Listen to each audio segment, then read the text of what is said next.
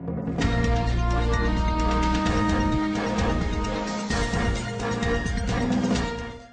untuk atlet jangan gugup. Soal dana Pak Gubernur, kita ini hampir kebutuhan kita hampir 38 miliar. Tetapi alhamdulillah kita masih dikasih 12,5 miliar. Tapi kami dengan Pak Mukhlis, dengan Pak Sekda dan Pak yang lain, kami dijamin oleh bahwa kebutuhan 38 miliar itu akan dipenuhi oleh Provinsi Sumatera Selatan.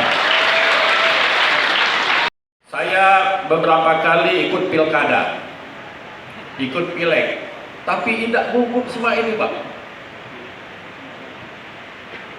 Karena PON Papua ini semakin dekat dan kita punya tanggung jawab bagaimana kontingen Sumatera Selatan ini memperbaiki peringkat di Papua nanti. Gugup Pak Gubernur. Kenapa provinsi yang lain belum mengadakan Platda? Sumatera Selatan pertama kali melakukan Platda seluruh Indonesia.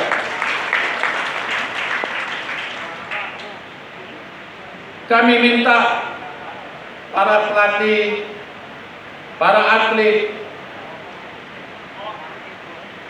mohon kegugupan kami di pengurus KONI ini dijawab dan semangat bagaimana kita mendapatkan medali, mendapatkan kebanggaan untuk masyarakat Sumatera Selatan di PON Papua nanti. Saya minta atlet,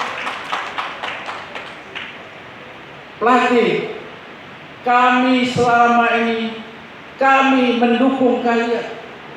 Bayangkan Bapak Ibu sekalian, pelatih dan atlet, ada Pak Gubernur malam ini mendukung kita bagaimana sukses kita di PON Papua nanti. Apalagi ada Ibu Anita sama Pak Giri, amanlah itu kita malam ini, Pak. Insya Allah terjawab kegugupan kita.